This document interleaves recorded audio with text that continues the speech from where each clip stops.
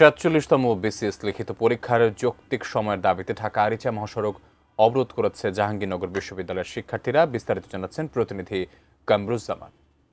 জাহাঙ্গীরনগর বিশ্ববিদ্যালয়ের দৈনিক যেতে আমি এখন এই মুহূর্তে অবস্থান করতে দেখতে পাচ্ছেন যে এই মধ্যে এই যে জাহাঙ্গীরনগর বিশ্ববিদ্যালয়ের এখানকার যে ছাত্রছাত্রী বিসিএস যারা পরীক্ষার্থী তারা কিন্তু এখানে আসলে তাদের যৌক্তিক যে দাবি সেই দাবি তারা কিন্তু এখানে কিন্তু আপনারা দেখতে পাচ্ছেন যে ঢাকার যে মহাসড়ক তারা যে এই আন্দোলন চালিয়ে যাচ্ছে।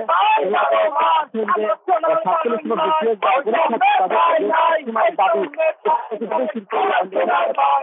12টা 5 মিনিট থেকে কিন্তু শুরু হয়েছে এই আন্দোলন এখন পর্যন্ত চলছে। তবে আমরা দেখেছি যে কিছুক্ষণ আগে তারা যে কিছু অ্যাম্বুলেন্স যাত্রীদের জন্য কিন্তু রাস্তার দুই পাশে কিন্তু গাড়ি ছিল এবং সাধারণ বলছে যে দাবি মানা থাকবে না।